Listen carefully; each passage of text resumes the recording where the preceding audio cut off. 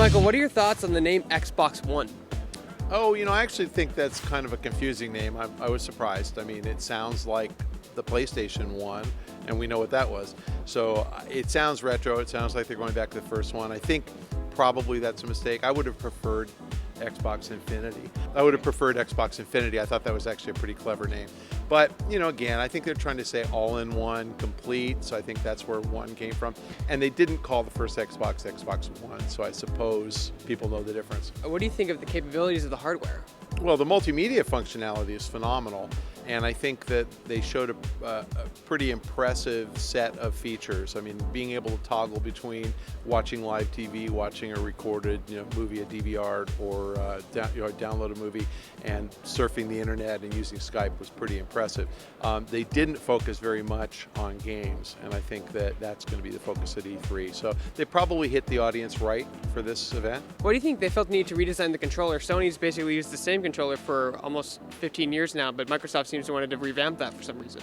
I'm not sure if it's that much different or it's getting more like the original Sony controller. I mean, the D-pad is very much like the original Sony controller, actually very much like the original NES controller. So, I think if anything, Microsoft's refining its controller to be more user-friendly like the other one, so that's probably why.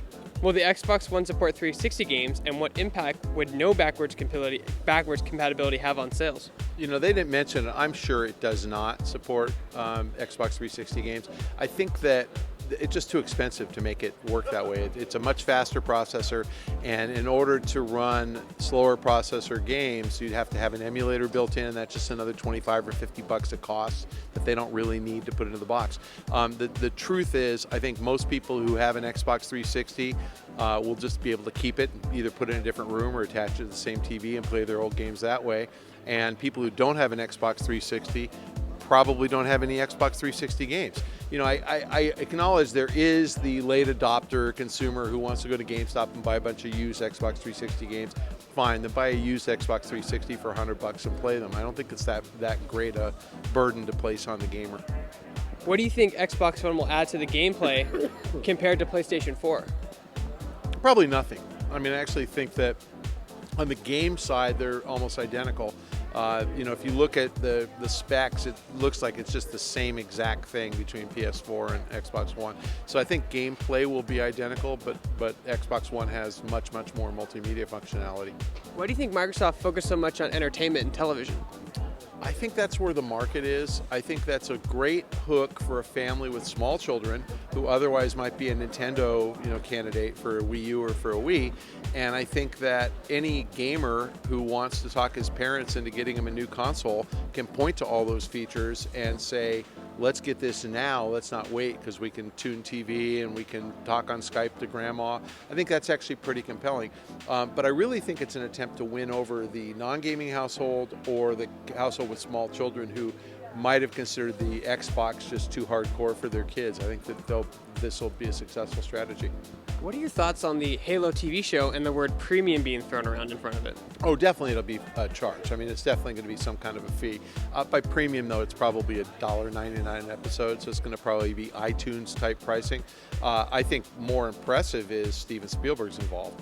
Now, not that Steven Spielberg's made a ton of television that's been compelling content, but he's a pretty accomplished director and producer.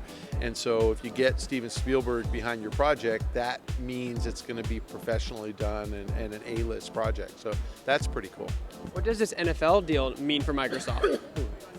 Again, I think you can measure how seriously a company should be taken by the strength of its relationships. And you've got an A-list, producer director in Spielberg. You've got the premier, professional sports league in the world partnering with Microsoft. I think that's really quite an accomplishment. I'm not sure that we all really want to play fantasy football through our Xbox, but if I'm tuning into football anyway on my Xbox, why not? What I'm really curious is, am I going to be able to get excuse me, My nose is like running now. Am I going to be able to get NFL Season Pass, for example, which is a DirecTV exclusive, through my Xbox? I mean, I would imagine DirecTV would be happy to sell it to me, but will I be able to get that? And if I can't watch every game, then I'm not sure that the fantasy football thing is quite as cool. But still, you know, there's probably 20, 30 million people who play fantasy football, so a lot of people will find that pretty compelling. Can you talk a little bit more like how that might affect DirecTV and Sunday Ticket and the people making money that way through NFL? Well, again, I don't know if, you know, possibly DirecTV will be a partner with Xbox. And, you know, as Yusuf said on stage, I'm a Comcast subscriber, so I'm watching TV right now through my Comcast connection. Well, I'm a DirecTV subscriber. Can I watch through my Xbox with a DirecTV connection and maybe not get the feed through satellite? Maybe I get it through the internet, but DirecTV doesn't care as long as I pay them. So, again, I think it's actually not a bad solution.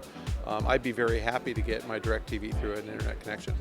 How much life is left in the Xbox and Xbox 360 and the PS3? I think you can measure their staying power by their pricing. So, you know, Xbox is still selling pretty well at $300. It's got a long way to go before it's down to $99. I'd say at least 3 more years. And PlayStation 3 at $249, you know, same thing. So I think they each probably have 3 more years. It really depends on what this box is priced at. I mean, if this box comes out at $199, then why would you buy an Xbox for $199? You're not a 360 for $199. You're not going to. But my guess is this is $400. They'll cut the Xbox at $200, and people will keep buying both. And last question is, where does this leave Nintendo Wii U in the next gen race? Right now, they don't look very good. They're not compelling on the content side, especially with like EA pulling its support. They certainly are behind on the multimedia side.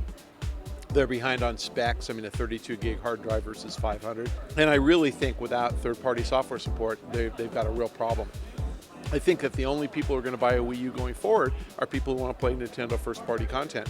You're certainly not going to buy it to play Madden or FIFA if there is no Madden or FIFA on the Wii U. So they're going to finish a distant third in this next race unless they do something to get third-party support.